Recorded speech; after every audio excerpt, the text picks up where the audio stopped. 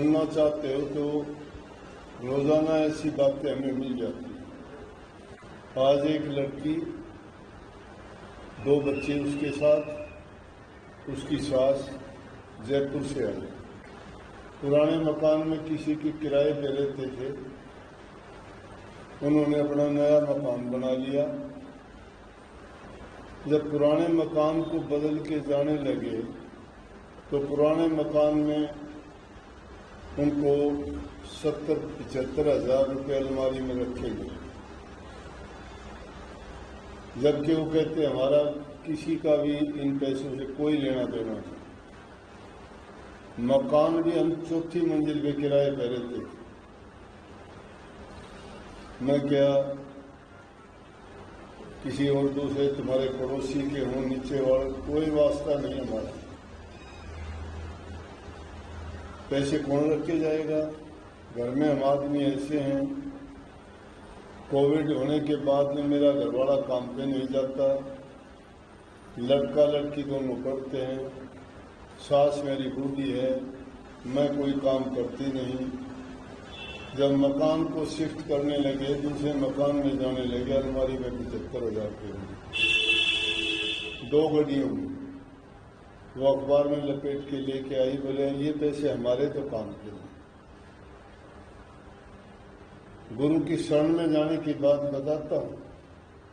एक तरफ तो मैं कहता हूँ कि आदमी बिना कुछ होते हुए भी वो आदमी हर चीज से भरपूर है, और एक इंसान के पास सब कुछ होते हुए भी भूखा, भिखारी और मुर्दा है। और दूसरी अजीबोगरीब बात फिर कहते हैं, एक दूसरी अखबार की और पोटली दी मेरे को, उसमें 500 की 4 गड्डियां 2 लाख रुपये। बोली ये हमारे नए मकान के अलमारी में रखे गई। बोले ये तो उसके हैं और ये उस नए मकान के हैं। मैं तो समझा कि नया मकान बनाया, खुश होके न यूं देते होंगे मकान बनाया, ये हमारे सेवा में। लेकिन इतनी बात जरूर है, सतगुरु की कृपा से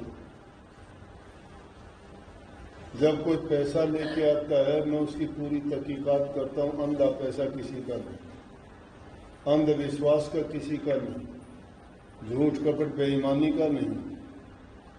उससे मैं पूरा पूछता हूँ कि वे किस बात के लेके आया।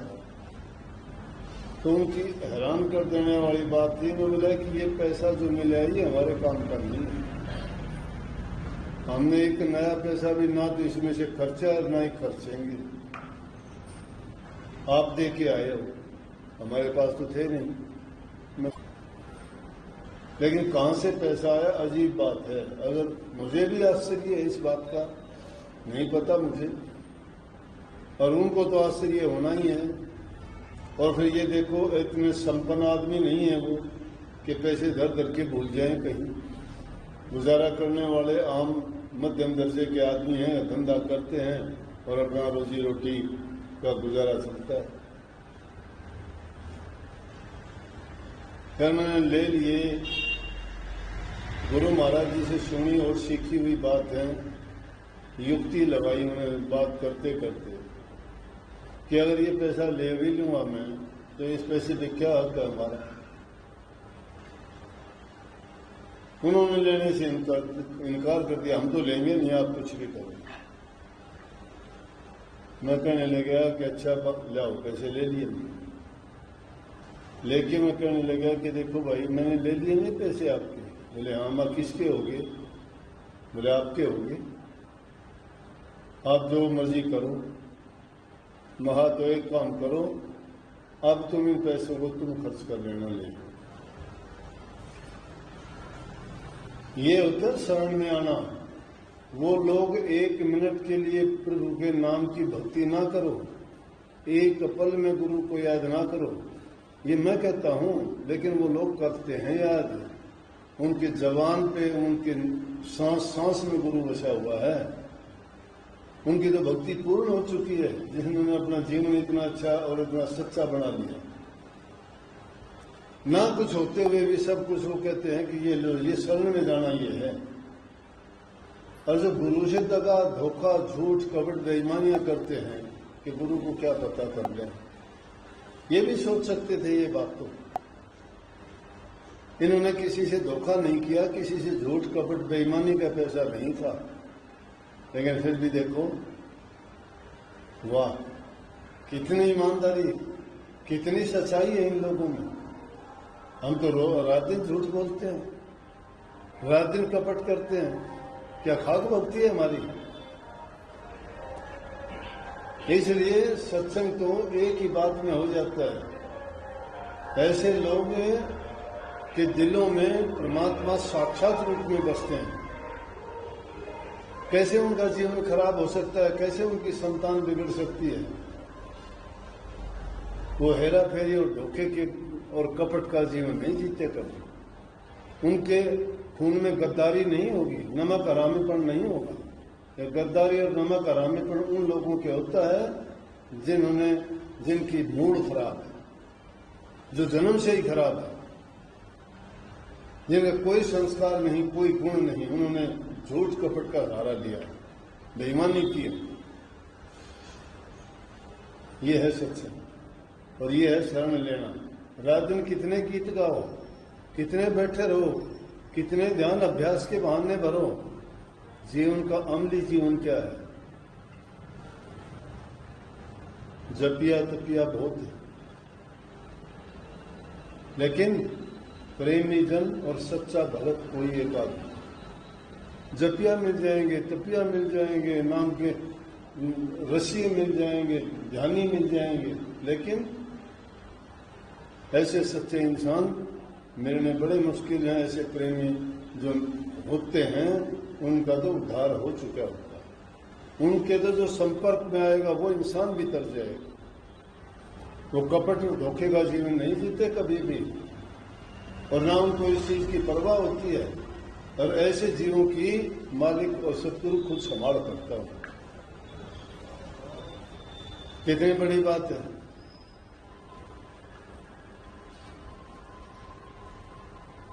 तो ऐसे जीवन में कितनी घटनाएं होती हैं। कोई बनावटी किताबों की घटना सुनते हो, कोई किसी की बताई हुई रोचक बात सुनते हो, ये तो साक्षात आंखों के सामने आज ही घटित हुई है। और कितनी बातें ऐसी होती हैं, जब ऐसी बातें देखते हैं तो बल्कि हमें शर्मिंदा होना पड़ता है कि हमारे से तो लाख दर्जे ये लोग अच्छे हैं। इतनी दूर से चल के आए हम, जयपुर से चल के आए कि जी आपने कहा भी था मकान बना लो, उसके बाद आपके यहाँ चलेंगे। बोले आप तो आओ ही थे, लेकिन आज तो हम इसी काम के लिए आए। इस शास्त्र में मिलेगी क्या बात? आदमी के जीवन में रोजाना घटना घटित होती हैं और उन घटनाओं से इंसान सीखता है। वास्तविकता, सही उपदेश तो इन बातों में छिपा हुआ है, जो उसको जान जाता है। और फिर कितनी अच्छी बात है, मैंने कही, आपने सुनी होगी गौर से, कि एक आदमी सब कुछ होते हुए भी भूखा है, नींद तो उसकी खराब है। हाय मेरे पास ये नहीं, हाय मेरे पास ये नहीं, हाय मैं मर गया, मुझे ये चाहिए, मुझे वो चाहिए। वो इंसान कभी भी शांति से नहीं जी सकता। और ये तो शहंशाहों के शहंशाह है ऐसे लोग, तो जिनके पास कुछ भी नहीं है, उसके बाद भी अपने जीवन जो वस्तु, जो चीजें उनके पास हैं, संतुष्ट है उससे। कुछ भी ना होते हुए वो भरपूर है, उनके पास सब कुछ है और मालिक उनको सब कुछ देता भी है। इसको मन को टिकाने में और आदमी को अपने संतोष करने से जो मिलता है वो किसी चीज में शांति नहीं है। वास्तविक शांति है इंसान के संतोष करने। और ऐसा आदमी ना किसी की बुराई करेगा, ना किसी के साथ धोखा करेगा, ना किसी का लेके और लूट खसूट में विश्वास करेगा। अरे लोग तो खाते हैं, पीते हैं और फिर भी नमक हरामीपन ऐसा करते हैं कि ऐसा तो दुष्ट लोग भी नहीं करते। ऐसा करने के बाद तो इंसान की नजर झुक जाती है, शर्मिंदा होता है। किसी का कर्जदार होकर इंसान सोचता है कि मैं क्या मुंह दिखाऊंगा, लेकिन अब तो खेल उल्टा है। जिसका खाते हैं, जिसका लूटते हैं, जिसका सब कुछ करते हैं और उन्हीं के साथ गद्दारी, नमक हरामीपना, दुष्टता, भ्रष्टता करते हैं। उन्हीं का बल काटने के लिए तैयार हो जाते हैं, उन्हीं के साथ उल्टा सीधा बर्ताव करते हैं। ये कलयुग है। और इस कलयुग में ऐसे जीव और ऐसे सच्चे इंसान जो हैं वो तो साक्षात प्रभु के भेजे हुए दूत हैं। तो ऐसे जीव जो संगत में आते हैं, मिल जाते हैं, तो धन्य है वो जीव। उनको बहुत बहुत इस बात की मैं बधाई देता हूँ कि धन्य है उनके परिवार वाले, उनकी संतान और वो खुद भी। ऐसे जीव अगर मिल जाए तो हमारा जीवन भी सफल हो जाए। चलो, बहुत बहुत आशीर्वाद।